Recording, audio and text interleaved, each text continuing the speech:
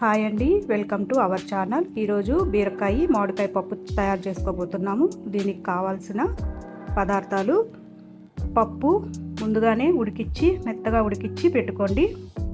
ఒక 4 బీరకాయలు, ఒక 1/2 కిలో బీరకాయలు తీసుకొని సన్నగా తరిగి పెట్టుకోండి. ఒక ఆనియన్ సన్నగా తరిగి పెట్టుకోండి. 4 టమాటాలు సన్నగా తరిగి పెట్టుకోండి.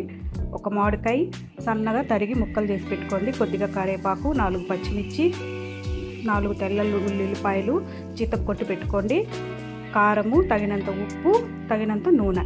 ఇప్పుడు స్టవ్ వెలిగించి పెనం పెట్టుకొని ఆయిల్ వేసుకొని, ఆయిల్ హీట్ అయ్యాక పోపు దినుసులు వేసుకోవాలండి. జీలకర్ర, మెంతులు, ఆవాలు వేసుకోవాలండి.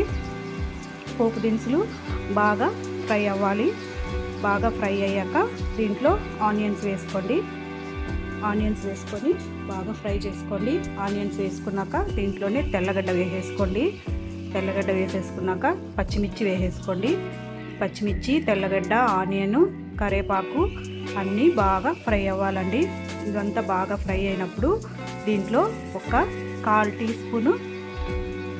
టీ స్పూను మెంతు పొడి వేసుకోండి. కొద్దిగా ఇంగువ పొడి వేసుకోండి. ఎందుకు ఈ టైంలో వేస్తున్నానంటే అది అడుగు పట్టేస్తుందండి మెంతు పొడి, ఇంగువ పొడి. దానివల్ల ఇప్పుడు ఈ టైంలో వేసుకుంటే అడుగు పట్టకుండా ఉంటుందండి. ఇవన్నీ బాగా ఎర్రగా వేయించుకున్నాక, ఎర్రగా ఫ్రై అయ్యాక దీంట్లో ఇప్పుడు టమాటాలు వేసుకున్నామండి.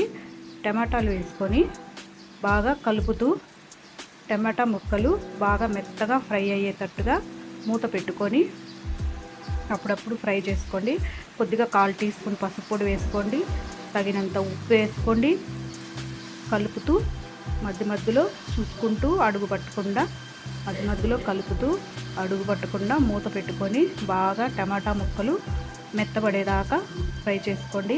బీరకాయ మామిడికాయ పప్పు కాంబినేషను చాలా బాగుంటుందండి. మీరు ట్రై చేయండి. చూడండి, ఇప్పుడు టమాటా ముక్కలు బాగా మగ్గేటట్టుగా బాగా ఫ్రై చేసుకోండి. ఇప్పుడు చూడండి, మూత తీసి చూద్దాము. టమాటా ముక్కలు బాగా మెత్తబడాయండి. చూడండి, టమాటా ముక్కలు బాగా మెత్తబడిపోయినాయి. ఇప్పుడు బీరకాయ ముక్కలు, కట్ చేసుకున్న బీరకాయ ముక్కలు వేసేసుకుందాం. వేసుకొని బాగా ఫ్రై చేసుకున్నామండి. ఇది టమాటా గ్రేవీలో బీరకాయ ముక్కలు బాగా ఫ్రై చేసుకోవాలండి. దీంట్లో వాటర్ వేయకూడదండి. మనం ఏదైతే ఈ టమాటా గ్రేవీ ఉందో దాంట్లోనే బీరకాయ ముక్కలు బాగా ఫ్రై అవ్వాలా. సిమ్లో పెట్టి మూత తీస్తూ 2 నిమిషాలకు ఒకసారి మూత తీస్తూ కలుపుతూ ఉండండి. లేకపోతే అడుగు పట్టేస్తుంది. ఎందుకంటే మనం వాటర్ వేయం కదండి. అప్పుడప్పుడు తీస్తూ 2 నిమిషాలకు ఒకసారి తీస్తూ కలుపుతూ ఉంటే బీరకాయ ముక్కలు బాగా మెత్తపడతాయండి. వాటర్ వేయకుండా చేస్తున్నాం కాబట్టి సిమ్లో పెట్టుకొని మూత పెడుతూ తీస్తూ బీరకాయ ముక్కలు బాగా మెత్తబడేదాకా ఫ్రై చేసుకోండి. చూడండి, బీరకాయ ముక్కలు బాగా ఇప్పుడు ఫ్రై అయిపోయాయండి. బీరకాయ ముక్కలు బాగా ఫ్రై అయినాయి. ఇప్పుడు ఈ టైంలో మనము కొద్దిగా కారం వేసేసుకుందాము. తగినంత కారం వేసేసుకుందామండి. కారం వేసుకున్న తర్వాత బాగా కలుపుకోండి. కారం బాగా కలిపేశాక తరిగి పెట్టుకున్న మామిడికాయ ముక్కలు కానీ వేసేసుకొని, బీరకాయలు మెత్తగా అయిపోయాయి కదండి. ఇప్పుడు మామిడికాయ ముక్కలు వేసేసామంటే బాగా మెత్తబడతాయండి. ఇప్పుడు మామిడికాయ ముక్కలు బాగా కూరలో కలిసేటట్టుగా బాగా కలుపుతూ ఫ్రై చేసుకోండి. బాగా ఫ్రై చేసుకోవాలండి. మూత పెడుతూ మామిడికాయ ముక్కలు బాగా మెత్తబడేదాకా మూత పెడుతూ తీస్తూ కలుపుతూ ఉండండి. అప్పుడప్పుడు 2 నిమిషాలకు ఒకసారి సిమ్లోనే పెట్టి చేసుకోండి. లేకపోతే అడుగు పట్టేస్తుందండి, వాటర్ వేయలేదు కాబట్టి. చూడండి, మూత పెడుతూ తీస్తూ 2 నిమిషాలకు ఒకసారి, ఒక 2-3 నిమిషాలు పడుతుందండి మామిడికాయ ముక్కలు మెత్తపడటానికి.